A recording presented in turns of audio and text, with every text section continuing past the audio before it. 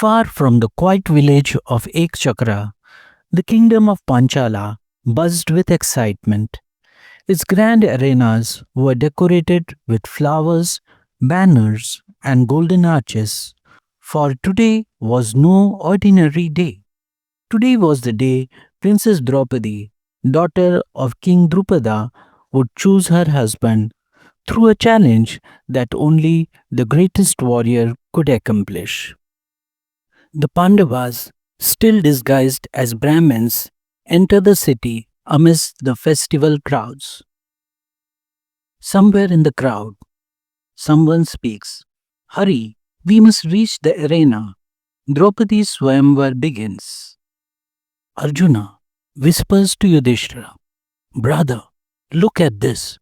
Warriors from every kingdom. Yudhishthira responds, This is no ordinary gathering. Be observant. Fate may have brought us here.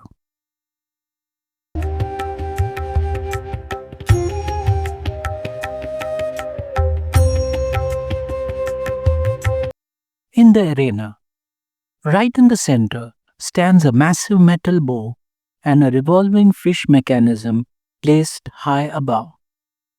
Drupada had devised a challenge worthy of legends. The warrior who strung the mighty bow and shot an arrow through the eye of the rotating fish without looking directly at it would win the Draupadi's hand. Draupadi enters gracefully, glowing with confidence. A hush falls over the hall. Her maid announces, Princess Draupadi will now witness the trials of her suitors. All the princes gaze in admiration.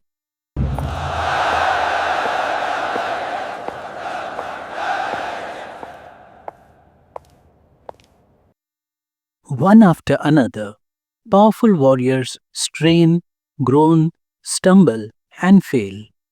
The greatest kings, the mightiest warriors, none could lift it, none could string it.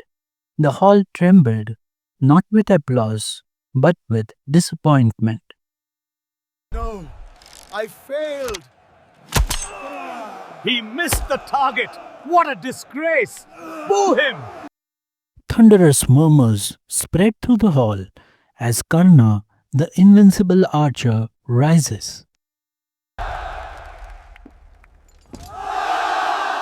If none can do it, I shall. I refuse to let this man compete. I will not marry one who is not of royal lineage.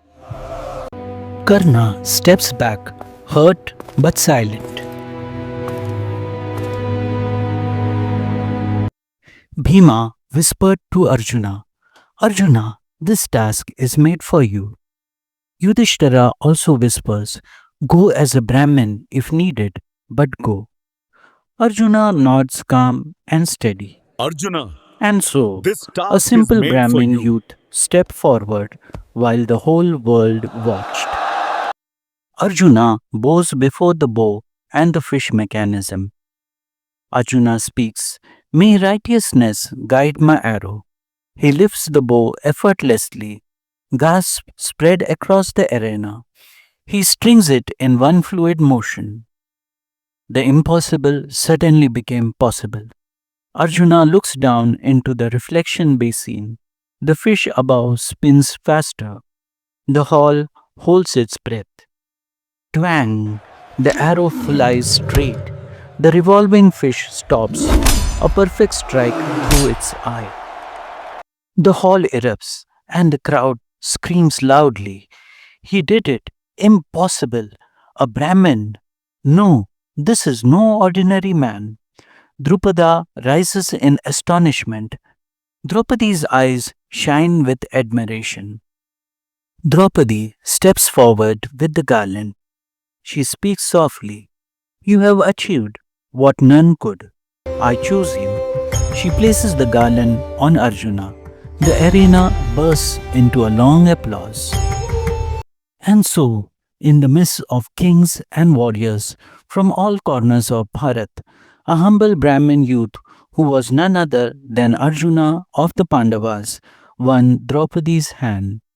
Little did the world know this moment would mark the beginning of alliances, rivalries, and destinies that would shape the future of Bharat.